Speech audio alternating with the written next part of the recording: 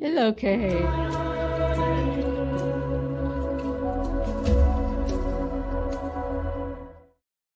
Pretty. Oh, thank you. Oh, hi. How are you doing today? First, Doing very well. How are you doing? I'm doing wonderful. I just want to welcome everyone to our first Books Galore Books Club. Today is the first one. So thank you for joining us, author Ammerman. Again, she was very gracious to join our book club today. So Looking forward to it. awesome. So we have two authors today, author Ammerman and Sergeant Stephen Williams. He'll be joining us in a minute. And Okay. I would like you to sort of start off by, you had told us a little bit about your book Spirits last time. And if you could hmm just give sort of a brief intro and then tell us what part about the book you love the most, and then share it with us, read it to us. Okay. My novel, Prairie Spirits. The a brief synopsis is Connie in Georgia. Connie's mother and other Lakota ladies are in a sewing class in the haunted church basement when they hear scraping noise in the sanctuary above. Connie doesn't want to be there in the first place, but she and her mother go upstairs to investigate. When they look into the windows on the sanctuary doors, they see a coffin and then it disappears. Okay. The same night, Connie and her brother Gerald witness their friend Liz Moccasin killed by a hit and run driver. Lakota beliefs see the coffin as an omen that there will be a funeral. Liz's.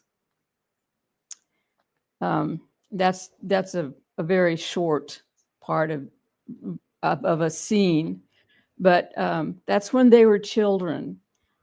My favorite part is when she is an adult and she helps her father and mother run the feeding program for the Lakota people in a town where the majority of the population is white.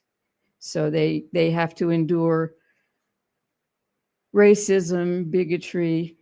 As an aside, he is a her father is a Korean War veteran, disabled, but he's not allowed to go in any of the bars or the VFW because he's Lakota.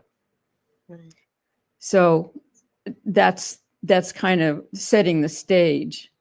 But Connie perseveres in trying to help her family maneuver, navigate through those feelings, those attitudes in the white community. Right. Okay. So why don't you go ahead and read a section of it, like Okay, the part that you like the most?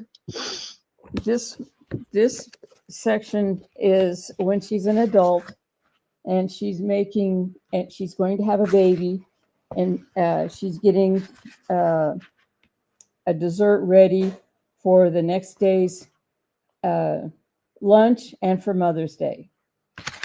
Connie settled herself at the table with everything she needed to mix her cakes. She sat a moment, tearing open the box, then remembered she'd forgotten to turn on the oven. With a huge sigh, she planted her feet on the floor and pushed herself to stand. Dull aches seemed to come out of her leg bones into her nerves. Taking only the few steps she needed to the stove made her wish she was smarter. Such a little thing, moving to the stove to turn a dial.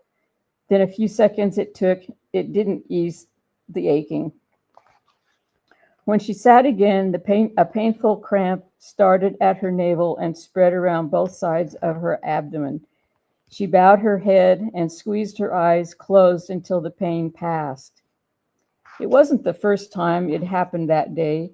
She hadn't told anyone, not Lester, not her mother, not the doctor. Everyone in her family had things not talked about. This was Connie's. It costs to go to the doctor. Friends of hers that had miscarriages for the same reason.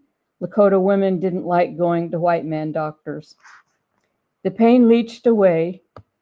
Connie parceled out her breath as if it were her last $10. She tapped flour over the greased cake pan and in a bowl mixed ingredients to the rock music.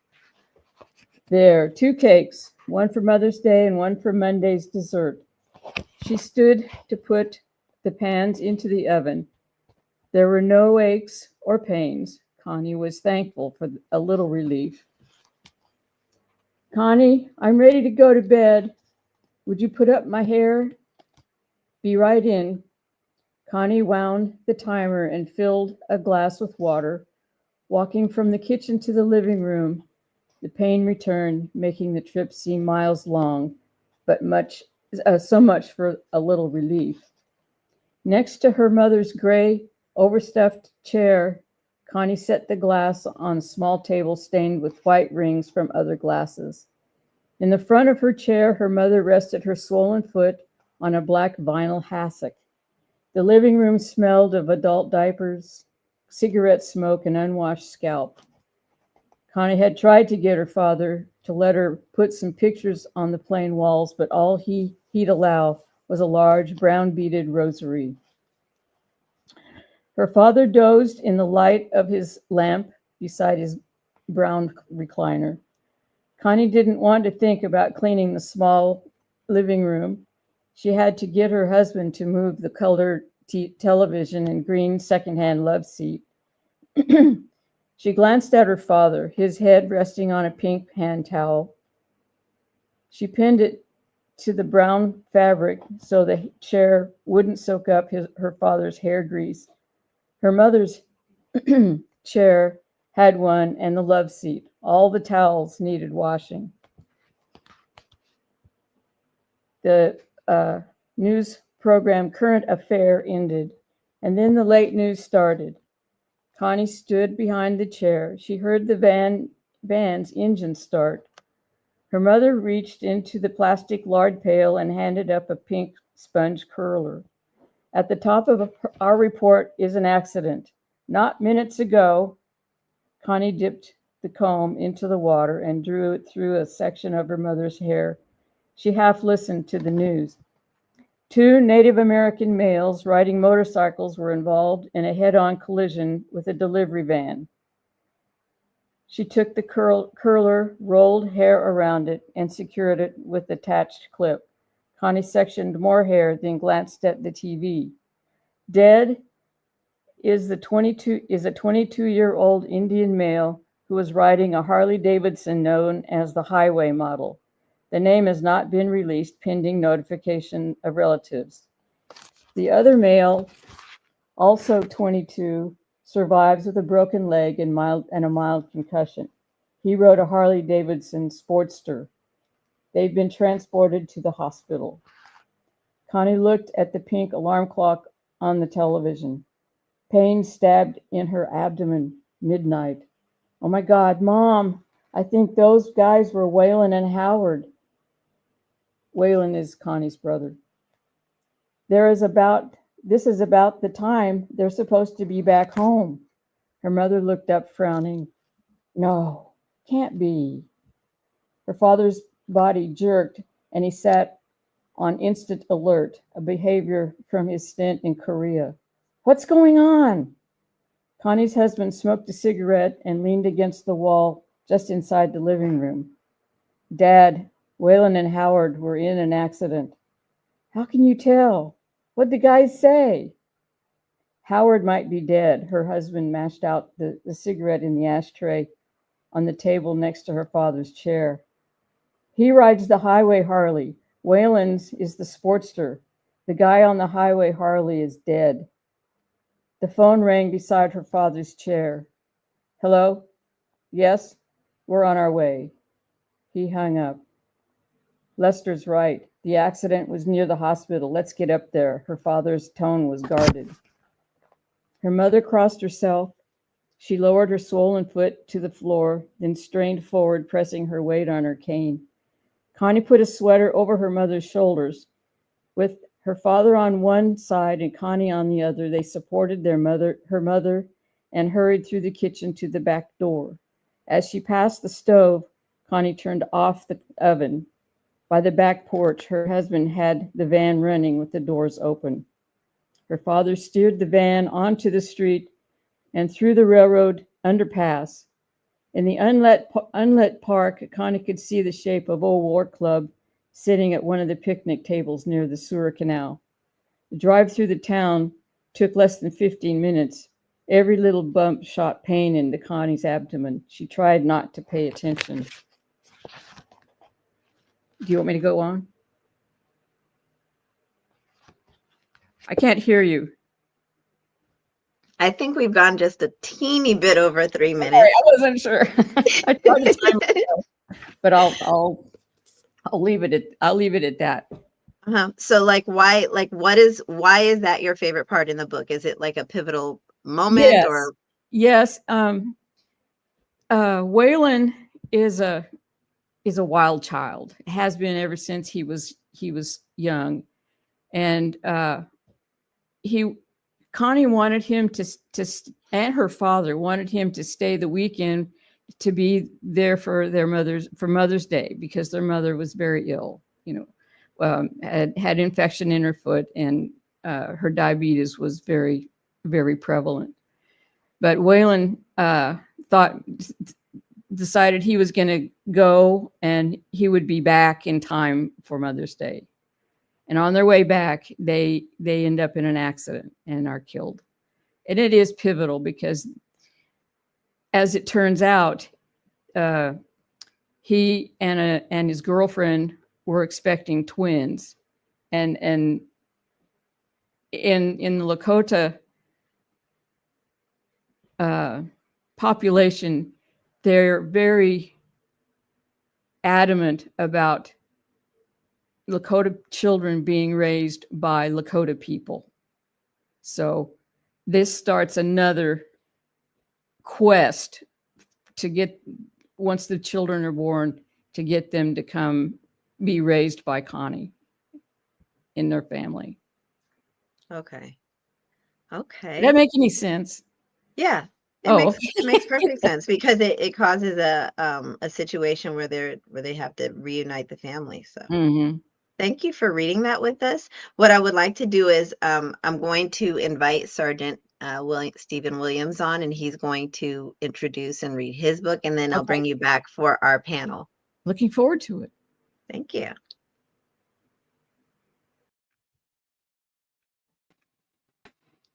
Hi, Sergeant Williams. How are you doing? I'm good. You keep getting it wrong. Just call me William Stevens. William Stevens? Okay. Yeah. You can just call me Billy, okay? Billy? Author Billy. Okay. Thank you for joining us today. Thank you for being willing to read your book to us. Why don't you introduce yourself and your book? You've been with us before, but I'd like, for the readers who might have missed the last one, to get a little bit more information on your work. Hey, it's been always a privilege for Kay to bring me back. She's an amazing person. So I'm William Stevens. I have 20 years in the Army, 16 years in civilian government. Originally from Carlisle, Pennsylvania. I live in my RV. I drive around helping people that are homeless or veterans. I've written this book right here called The Broken Mirror. Basically, it is a mental tool for your mental toolbox, and a heartfelt apology to my teenage daughter for the way I treated her and her mom when I got out of Walter Reed Army Medical Center in 2008. So when you're all drugged up on lithium and Prozac, you tend to say things that you don't want to. So this is called The Broken Mirror, a transition from military to civilian lifestyle and beyond. I am now an award-winning author. I was nominated for the Eric Hoffer's Award, and also 2 International Impact Book Awards. And I will be going to Phoenix in July to get them. Congratulations. So what is your favorite part in the book? So my favorite part is, so I don't have chapters, I have entries. So my favorite part was loneliness, but I knew the assignment because you and I talked. 3 minutes. So I talked to a few people, and this is called Invisible Demons. First of all, every author has their favorite bookmarker. There you I go. got a big mouse today, so this is called My Invisible Demons.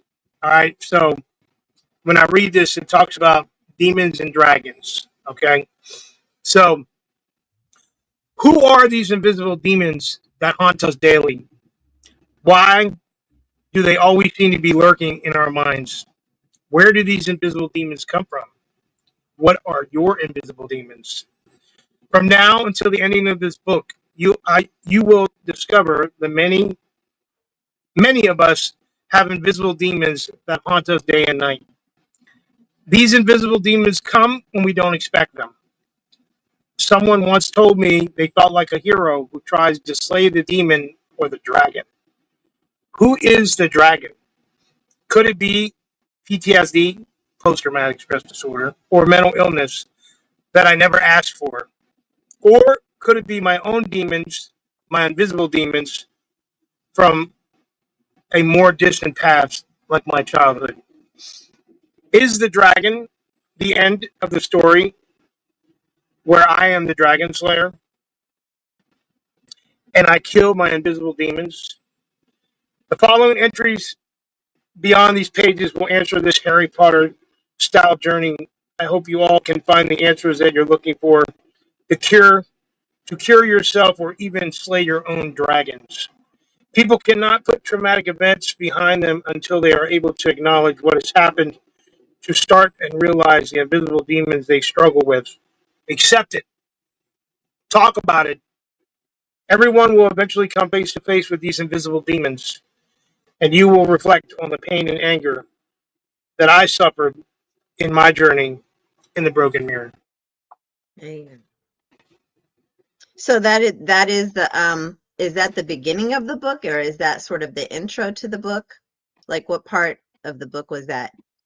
So I want to say, hold on one second. So my book starts out with a forward, a preface, and then I do about the author, and then I do the dedication to my daughter. It's called The Introduction, Digital Breakdown, and Voice of the Voiceless. And my second half is my daughter, and My Invisible Demons is the very first real entry for people to understand that mental health is like a journey. Like, my new motto is mental health is a life sentence without parole.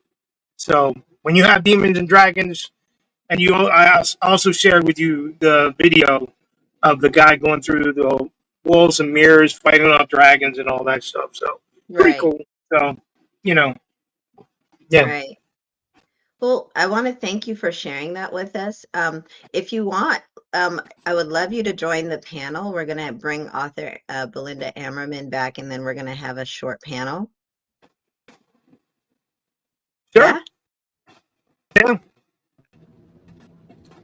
Hi. Hello. Let me introduce the two of you. So this is Belinda Ammerman, and this is Stephen Williams. He said Nice that to we meet can you. call him. You said Billy, right? There you go. Nice to meet you, So Billy. I believe it. How are you? Why don't you introduce yourself? Belinda, you go first, and then Billy, you can go second. You introduce yourselves to each other so that we can have familiarity before we get started. Okay.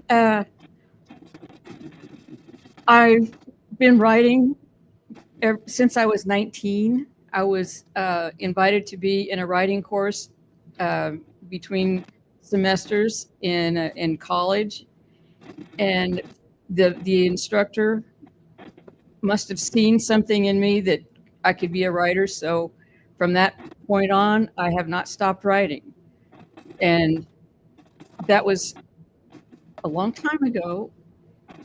And I have pursued writing. I was a journalist for 9 years to raise my daughter.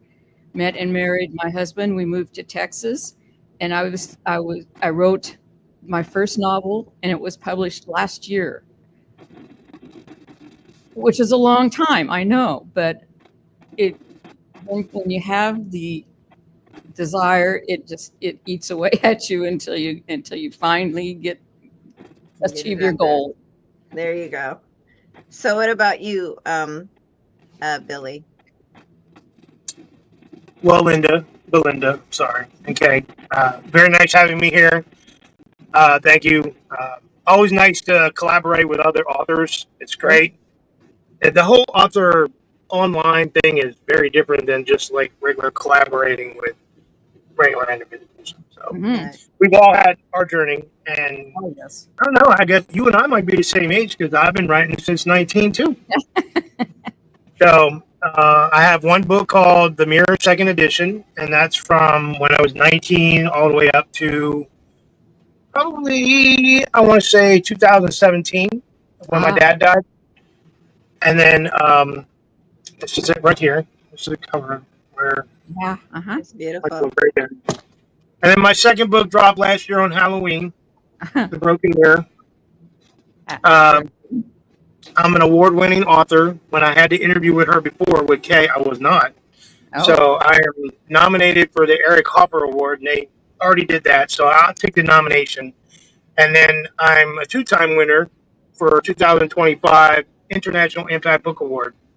very So cool. I'll be There you going go. to Phoenix, Arizona to receive my two book awards. So I write about mental health transition.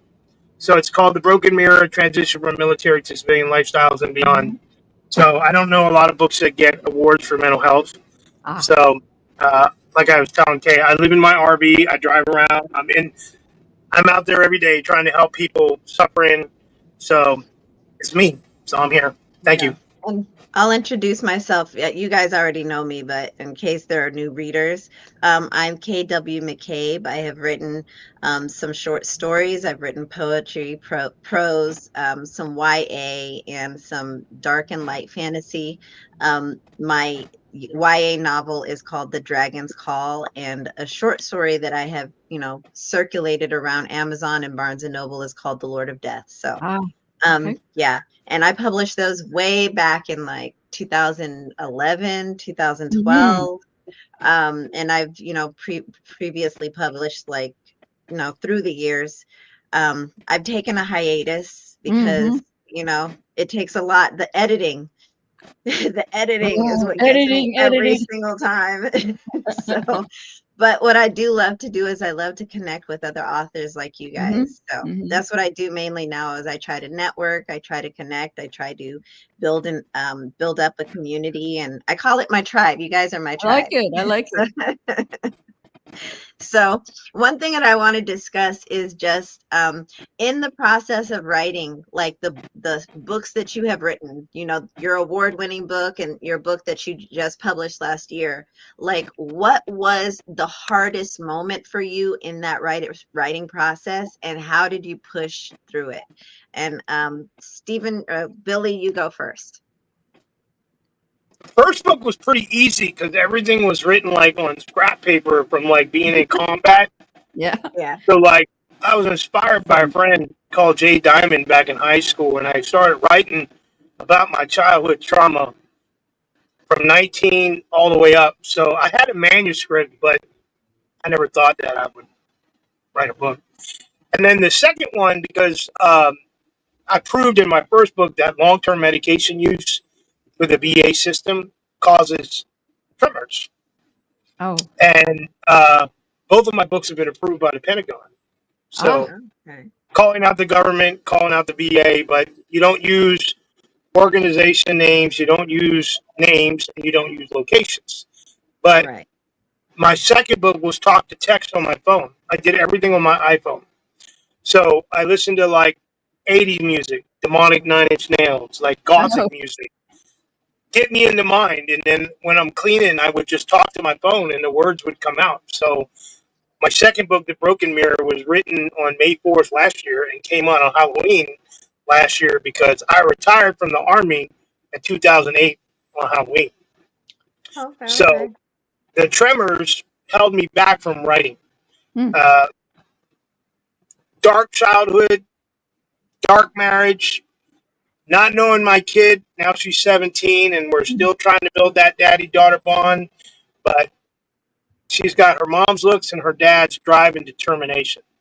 And now being an award-winning author, you don't solidify yourself by selling books, because I don't sell books.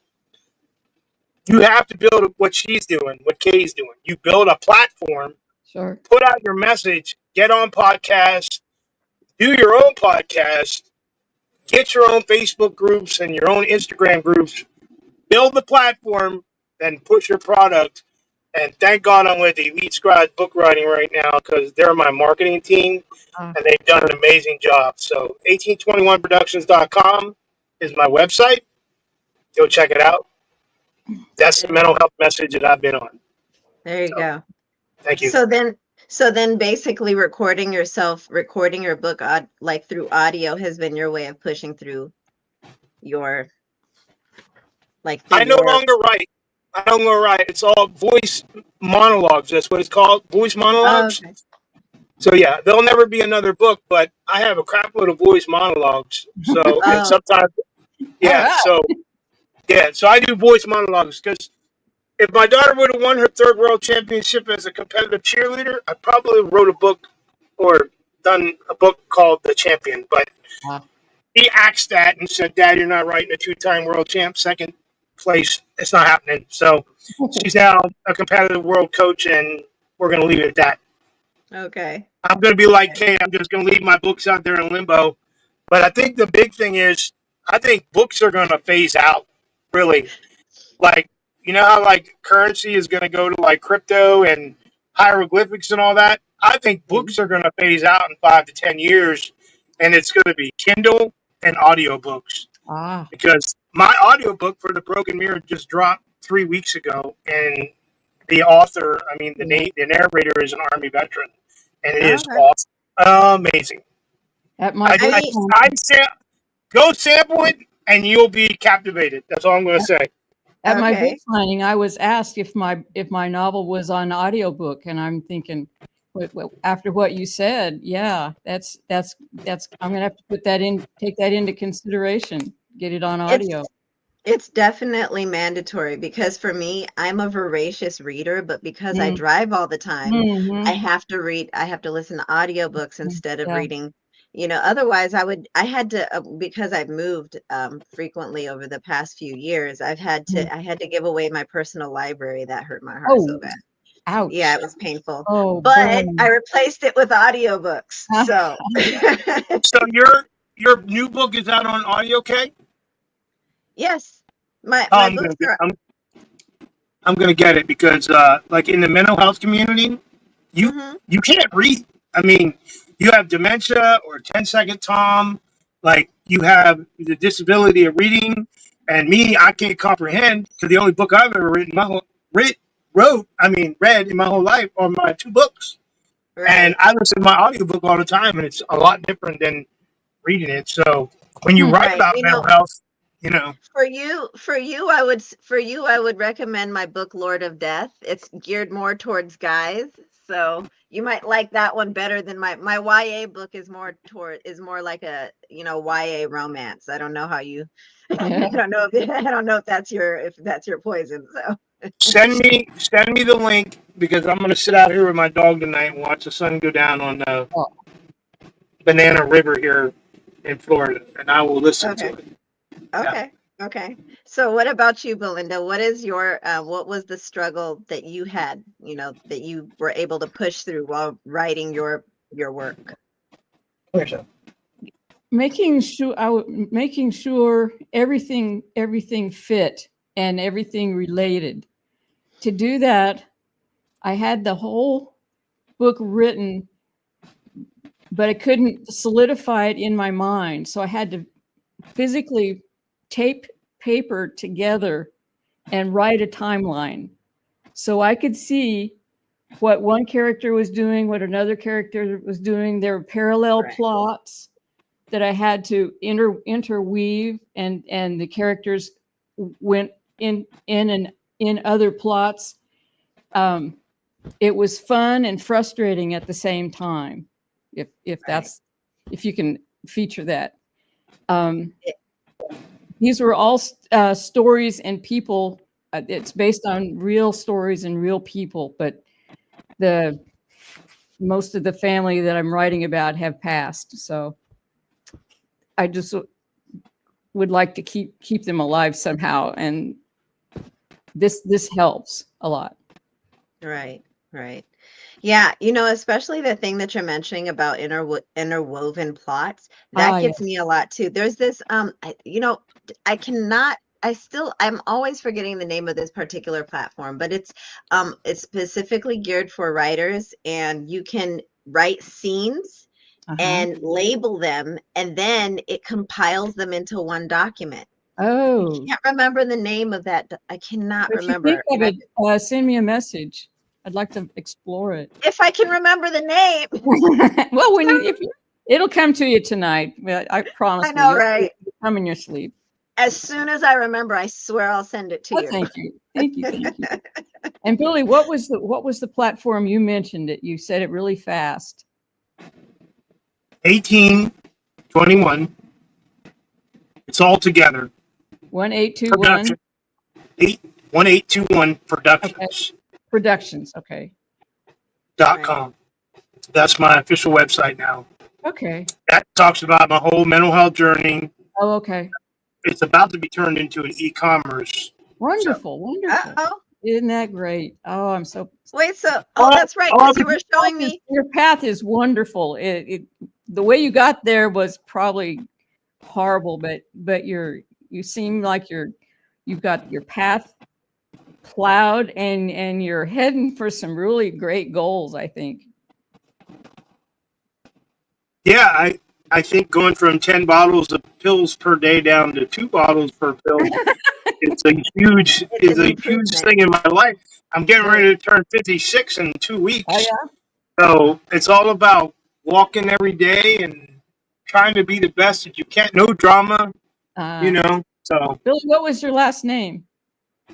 Stevens. Stevens, okay. So it's William Stephen's. Okay. The Broken Mirror. I have so many press releases from my Broken Mirror. Bookside Press. So if you want to do an audiobook, I promise you, if you get with Bookside Press from Canada, that's what I wanted.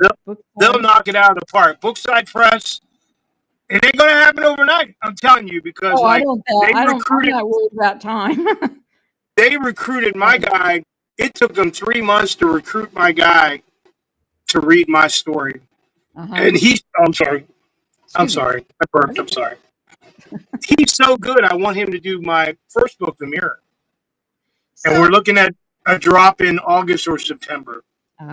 So you didn't find your reader, your narrator through ACX? No. And right now my book is not on ACX or Audible. It's on like 30 other different platforms, and I'm trying to reach out to Bookside Press like, hello, what's going on? Right. And I called ACX, and they're like, all we got to do is get the email address of whoever submitted it. And I'm like, I don't want to interrupt in that because I paid for that, Right. So it's their job to do it.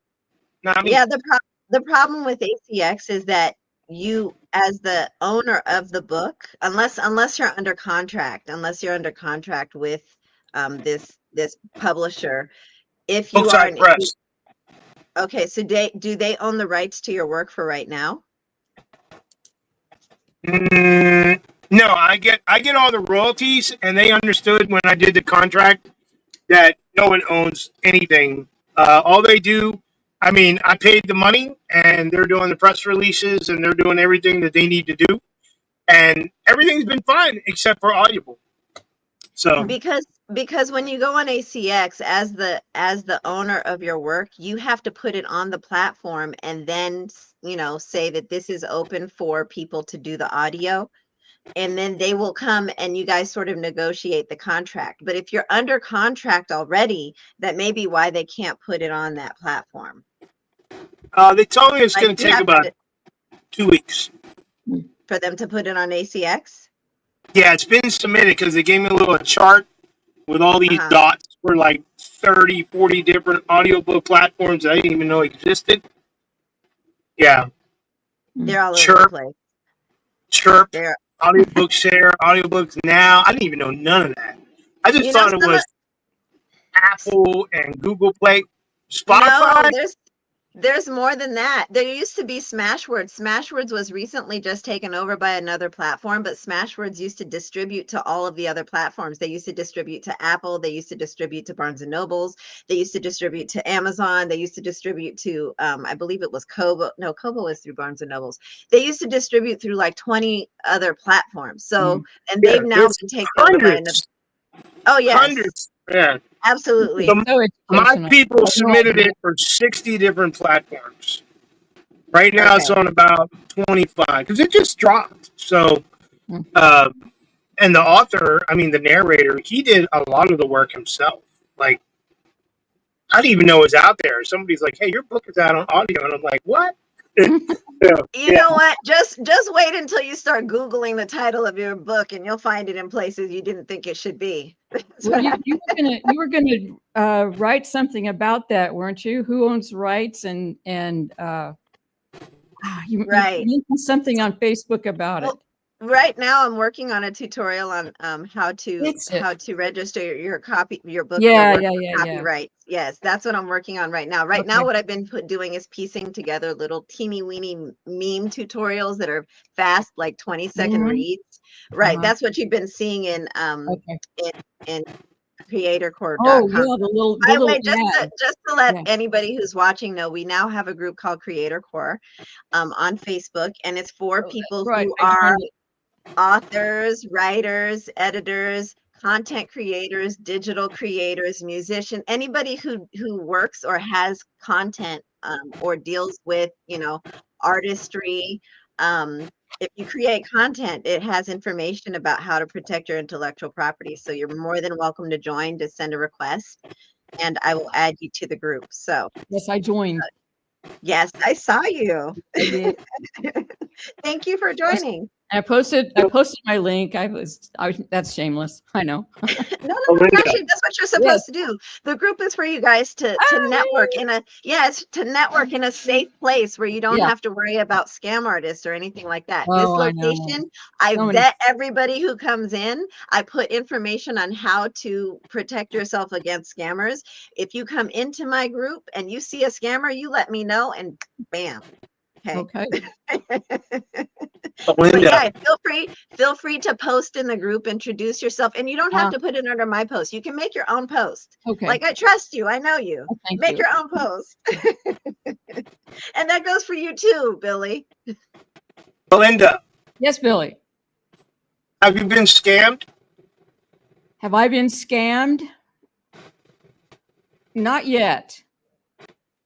So I don't think Kay knows, but I created the blacklist. The blacklist.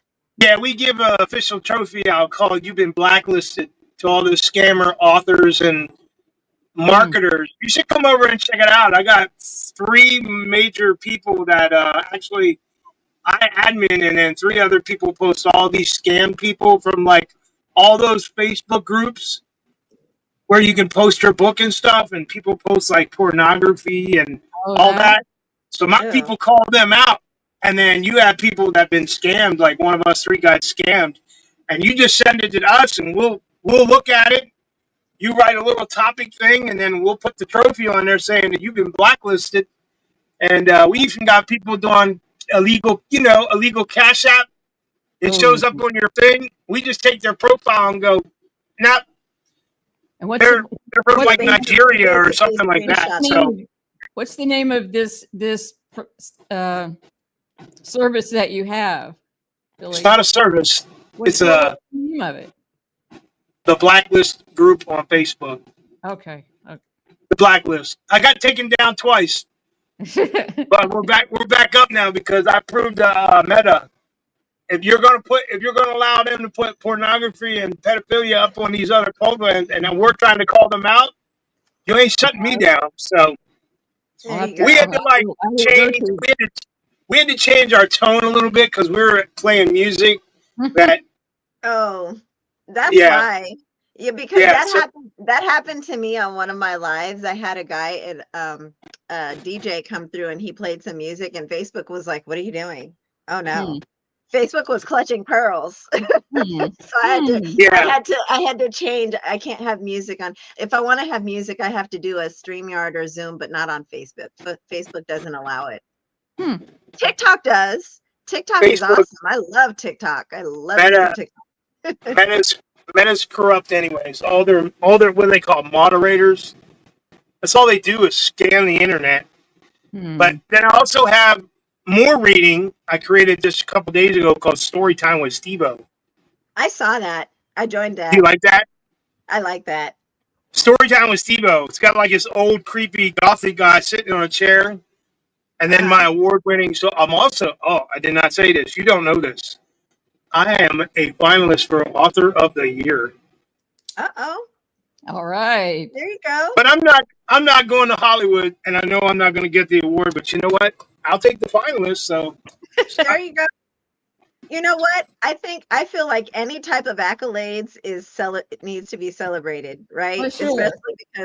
Especially because we work so hard to create the work that we create, that when somebody Hmm. finally recognizes it, we need Yeah. to, live in that moment.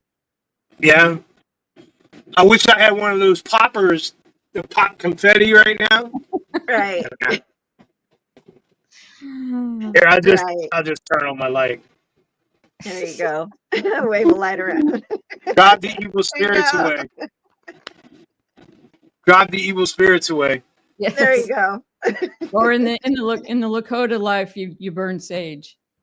There you go. Yeah, you also when you're in the author world and you're on something like this, you also got to be like very flexible. You can't be like, I'm the good guy, I'm the bad Hmm. guy in here. So you be ousted quick in the author community. Mm. So, Honestly, I feel like the author community now is not as connected as it was when I first started writing in Hmm. 2010, 2011. I feel like because Amazon, like 10, 15 years ago, Yeah. Amazon had just sort of started the Hmm. whole Hmm. indie author movement, and so we were all just sort of piling onto the platform. Come on, we can do this. Authors were going like millions, selling millions, like just back to Hmm. back to back. It was crazy back then. It's not Wow. like that now. And it was more community driven. It was more, let me teach you how to get your book out there. Like there are methods that I learned Yeah. about like organic marketing that I learned back then that I use Hmm. now. And now Hmm. people, like some authors are like, where did you get that from? I learned it like 15 years ago. When Amazon just started, Wow. publishing indie author. I learned it from other authors. That's how I Yes. learned it. I don't know. you I don't know. know, If I trust when I see those ads. Is your book selling thousands? We can show you how. I don't. I get those ads and I scroll past them. Right. They're not Honestly, after helping me. They're helping themselves make money. right. See, the problem is that people don't understand that when you try to, like if you're trying to sell something, here's how I see it. I see it just like how, and I'm going to use probably not a great example, but I'm going to use it anyway. You know how evangelists are always trying to knock on doors and preach to people? That doesn't work. Why doesn't it work? Because first of all, nobody's asking you to come knocking on their door, Mhm. right? Number one. Mhm. And number two, how do you even care about me? Did you just come to tell me something that I'm not ready to listen to? That's not going to work. What works is you make friends and you Uh-huh. care about them first, Mhm. and you find out about what they need help with, and you tell them about yourself. You Mhm. have to be vulnerable, right? You have to open yourself up, because nobody's going to come looking for what you have to give them if they don't believe that you want to help them, if they Right. don't believe that you care about them. Nobody's going to fall for that. Nobody. So that's why I believe that building a community is absolutely mandatory for creators, for artists, for musicians, anybody who has content and they are Mhm. working on their own, they're building their own platform. You must have a community. You must. So glad you found me. I'm so glad I found you too. do you all know about books.by? Who? Books.by. Books. No. Books.buy. No. It's $99 a year. They only sell softbacks. It's a lot easier than KDP, and you don't have to worry about all those stupid dimensions and all that stuff. You tell your story, you set your price, and you get 100% of your royalties. And they just drop printing 30% because, listen to me, Books Buy is Amazon KDP killer. I believe you, because KDP, did you hear that KDP was going up? Like they're cutting the royalties. And when I heard that, I was like, why would anybody want to sell their books on a platform that's cutting the amount of money that they make for the baby that they wrote? Like that's my baby. That's on Amazon, right? No.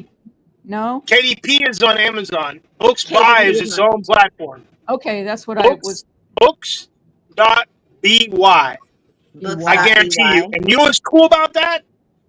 It will show you who bought your book and give you their email, and the author can send a thank you for them. And you get 100% of the royalties. And however books you have, when you go to it's called your showcase, it'll show your books, and you can put your story on there, and you run your own page and everything. So, and I'm telling you, I've only sold about 10 books on there, but I've sold more books on on Books Buy than KDP. But I don't sell hardbacks no more because of what you were talking about, Kay. 40% for softbacks they take for royalties and printing, and 60% for hardbacks KDP takes for printing. Wow. Right. It's better to sell Kindle because they can't really take much. You get more money selling Kindle, and if you sell a book for $12, now remember they have to take for printing, but if you sell a book on Amazon for $27, I believe I got $1.41 for a royalty. But if you sell on Books Buy, sounds about right. If you sell on Books Buy a $12 book, you're going to get $7 for a royalty. That's better. Yeah. Wow. Okay. I'm telling you, Books.buy is the way to go. And I keep telling everybody, it's the Amazon KDP killer. Okay. They're going to put them out of it. But don't they have? I thought if I'm now that you're discussing this, I think I might have seen some kind of ad running around on Facebook. Don't they have like a monthly fee or something? A yearly fee of $99 to use their platform. A yearly fee of $99. A yearly fee of $99. It's well worth it. That's not bad. It's well worth it. $99. $99. Okay. Yep. That's not bad at all. Well. Yep. And thank you for that information. You get the royalties on the spot. On the spot. So if you sell 100 books, they're going to send you an email and they're going to say, it's being deposited to this account. It's not, is Amazon every month or is it every 90 days? Amazon is, I believe they have like a minimum that they send you. You got to meet a threshold, right? I believe it's been a while since I looked at it, to be honest, because at that point I was just like, look, send it when you send it. It's not even like. After our interview, someone bought my book in Japan, and I got an email with all this weird Japanese writing, and then it was in English. It said, "Congratulations, someone bought your book in Amazon Japan." And I got like 41 cents, and I'm like, woo!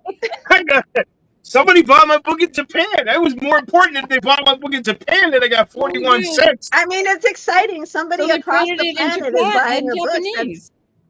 See, and now you have me inspired. He called me out earlier, Belinda. He told me I've been just letting my books be in limbo. You hurt my heart.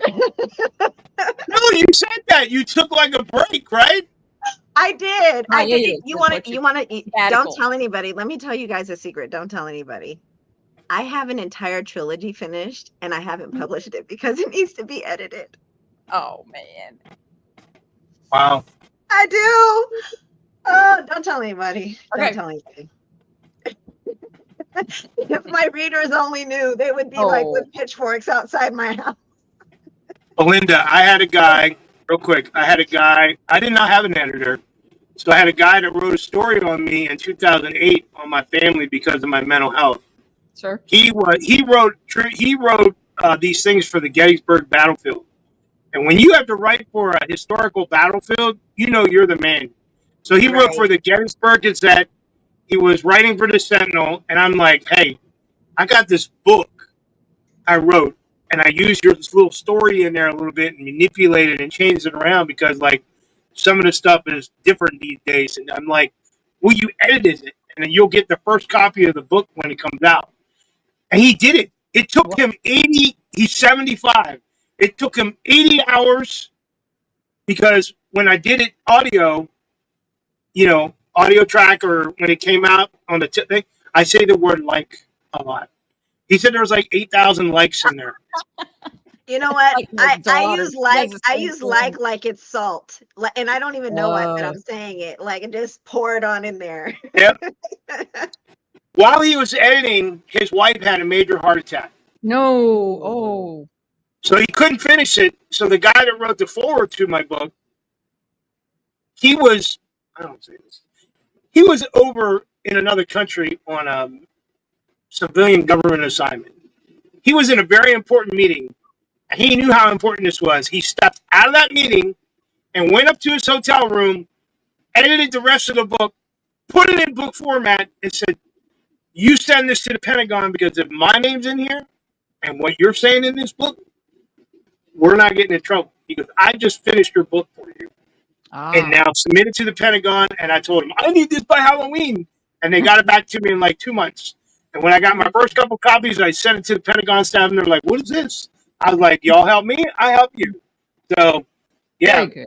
Very You gotta good. find a good editor, Yeah. Absolutely.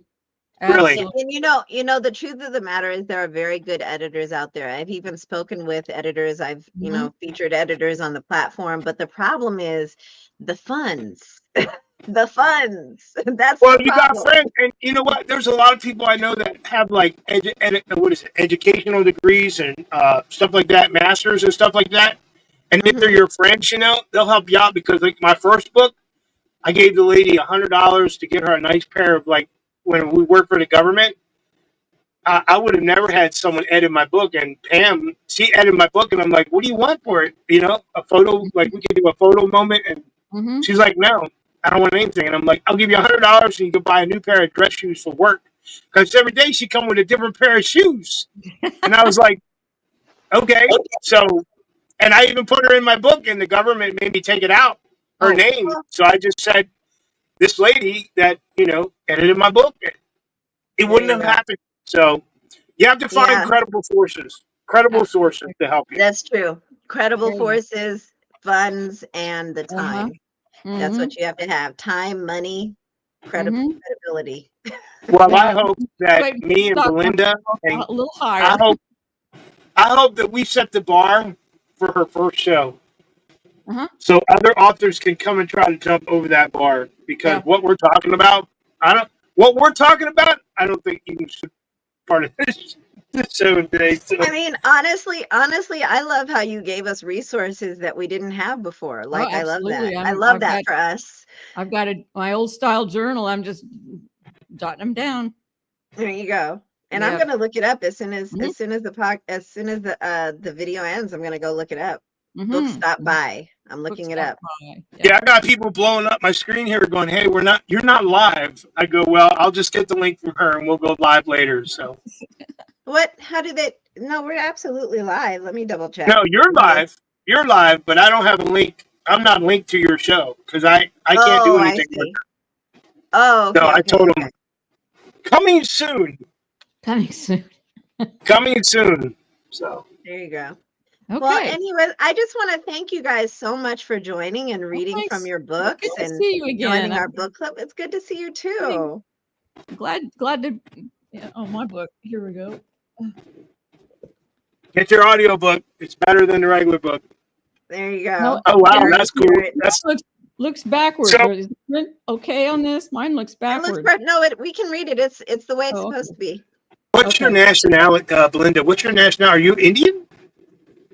Are you what are you? This is what I tell people. What's the thing around your neck? Is that Indian? No, it's just a James Avery butterfly Okay. my husband gave me for a wedding anniversary. No, what I tell my sister did a ancestry 23andMe, and she found out that we are 0.3% Cherokee. I was adopted because of this book, and I wrote positive stories in the newspaper for my friend Connie, about Connie and the other Lakota people in this town. I was adopted into that family, so I'm adopted Lakota. My husband's nephew married a full Navajo girl, so I am Navajo by marriage, Lakota, adopted Lakota, and 0.3% Cherokee. Actually, I'm, just white. But it's just that my friend Connie told me all these stories, and I put them together so that she would still live in my mind, because she passed about 10 years ago. I call that white with seasoning. Okay.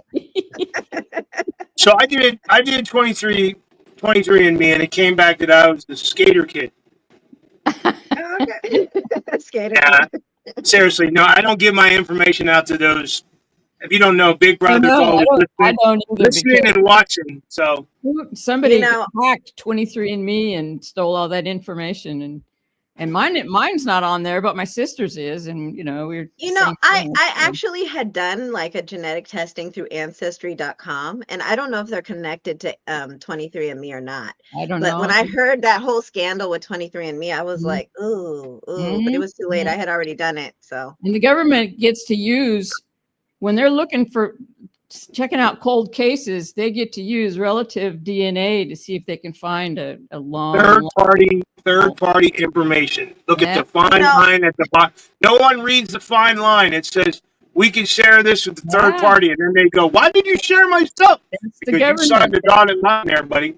Yep. That's well, I mean, they have to, in order for you to find people who you're related to, they have to share that information with that person. So that person becomes a third party. That's the loophole. Right. And that's how I found that I actually have relatives who are in Ireland. I didn't know that, and it was crazy because my older sister had told me that we are descended from, part of my father's side of the family is descended from the Black Irish. And I was like, oh, that's folklore. Only to find out on ancestry.com that she was right. Hey, you and I might be related. I have ancestors from Ireland. There you go. Maybe we're some long distant cousins. Yeah. I'm gonna tell you one other thing that's gonna blow your mind. I know some of y'all don't like Elon Musk, but it was funny. He came on and said, even though he's got like 14 wives and all this money in the world, he shops at Walmart, and he said he doesn't buy Heinz ketchup because Heinz ketchup and Great Value are the same companies. I don't buy all that stuff. All those different ketchup brands that cost different money are the same. Exactly the same. What's so bad at what does he have against ketchup? What's wrong with some ketchup? No, I'm just using ketchup as an example. He said I could go to the big grocery store, like a famous grocery store, and get Heinz, right, for like $5, but I could get Great Value for $2. It's got the same taste, and it came from the same factory. Oh, okay. But if that's the case, you might as well just go to the dollar store and get some for $1. Well, not really. It's more like $1.25 because they're not and you know what? No longer the dollar store. Living in the RV out on the road, that's my home. Dollar General. All right. I love the dollar store. I go over there and I feel I can get like 50 things for like, less than, if you go to the grocery store and you buy like 5 things and you've spent $50. Mm-hmm. It's ridiculous. Yeah. So anyways, we are totally off topic. I was trying to see if I had an item. Off topic. That's what we call it in church, down a rabbit trail. There you go. Oh, hey, Dollar General exclusive right here. There you go. I'm a Halloween guy. Like I got this on the dash of my RV. Okay. Well, I just want to thank you guys so much for joining me today. I had so much fun. Well, thank you for doing this again. It's a wonderful experience, and I get to talk to authors, and living out here in the woods in North Texas, There are not too many authors out here. Right. Well, if when you get the chance, make sure you make your own post. You don't need to post under mine. Make your own post, introduce yourself in the Okay. group, put your social media links, put your books for people to read and connect with you. That way you guys can connect and say, oh, that author looks interesting. I want to connect with that one. So please go ahead and do that. That group is called Creator Core. Oh, I think I'm already on it, right? You're already on it. Yeah, okay. I knew I found it. Yeah, I think I'm on there too. Yes, you are. I think you sent me the link and I joined. So. I did. Yeah. Trust I anything. just don't like when you join a group and they're like, "Oh, you joined the group," and then they send you like 18 other groups that have nothing to do with what we talked about. Like, okay, now we want you to get religious. Now we want you to get religious. Now we want you to plant flowers. I'm like, I'm an author. I don't plant flowers. You got to design your cover, and we get editors who want to edit your stuff, and then they send you a message, and why aren't you talking to me? And I'm thinking, oh my goodness. You know, honestly, I think Facebook does the sending of the groups. I don't do that. I've only ever sent you guys one group. That's only one, just one. No, so, but yeah, no, the whole thing about strangers coming in the DMs. I mean, I mean, one of our authors that we have had, Michelle, she has posted like a whole thing where she screenshots how much how she roasts them. She's hilarious. She is so Tell funny. Michelle to come to the blacklist. I have been trying to get her to come on here because she is so funny. But, tell her to go. Reach out to her and tell her you've been invited to the blacklist because I want to see her crazy stuff that she's calling people out. She will screenshot her DMs where she's roasting these guys. And I'm nearly in tears every time. Same with my moderators. I'm telling you, you've seen Storytime with Steve-O. Okay, go to blacklist and you will flip over laughing. All right, send me the link. Yeah, I will. All right. Well, you guys have a happy Sunday, and thank you so much again. Thank you for doing that. Are you gonna have the live? Are you gonna have the link that we could post for this live, or do you have to make it like? Well, so what I can do is I can give you the link, but what Facebook prefers you do is to download it because they have this thing where it'll only be up 30 days. So I can give you the link. I'm definitely going to leave it up for the rest of the night. But what I try to do is I try to download it and, you know, sort of clean it up. And then I end up reposting the content on the page and on Facebook and on TikTok and on Instagram. And if you want yours, I can give you yours. Like I post it everywhere. Well, what you did last time, I think you did a screenshot of the four of us and posted it, and then I shared it. And man, my Facebook feed blew up. That was so cool. You go. I'll do that again. Yeah, do that again. I'll do that again. Yeah, she went from last time we did the interview, she went from like 10,000. Don't you have like 3,000 followers now? Me? Yeah. Oh, yeah, it's like 22,000, I think. All right. Yeah, she went from like when we did the interview, she only had like 10,000. I was like, oh, I'm jumping on this. Now she's got like 20,000, and none of them follow me at all. So she's doing something. She's doing something we're not. So we're doing. You know, I try to post every day. I do a lot of campaigns. Yeah, I love that. Things like that. You have something else planned this month, don't you? I do. So next week is another Books Galore, but we also have a special speaker who is coming. Her name is Deshond. And then on the 15th, we're going to have a Juneteenth celebration with another special speaker and a special interview with a painter who's going to come on. So we have a couple of events lined up. Because when I was in journalism, I wrote about a 100-year-old lady who was the widow of a former slave. And she became my best friend when I worked in Western Nebraska. And the family, and I'm blowing my own horn, but they had me speak at her funeral. It was so touching. There you go. All right. Well, hey, can I plug my next time I'm going to be out on the internet? Throw it in Creator Core. Just throw it in there. Triple Threat Vet Podcast wants me on there as their special guest on the 5th of June, Thursday night, 7 p.m. Central Standard Time. They are Throw it in, huge podcasts for veterans. throw it in the Creator Core group. Put the advertisement in there. Okay. Yeah. All right, you guys. Thank you so much. Thank I'll you, see you in the Kay. group. Okay, bye. Bye-bye. Whatever. I can't do that. Yeah, right like that. All right. Thank you guys for joining us at our first Books Galore Live, where we had author Billy Stevens and author Belinda Ammerman who joined us today. And again, we're going to have a few events coming up. We're going to have a special speaker on the 8th, as well as some more Books Galore. And on the 15th, we're going to have our Juneteenth celebration with another special speaker. So we have a lot of events coming up. And please feel free to send a request to join the club Creator Core, where you can get information on intellectual property and how to protect yourself in this digital age. Thank you again.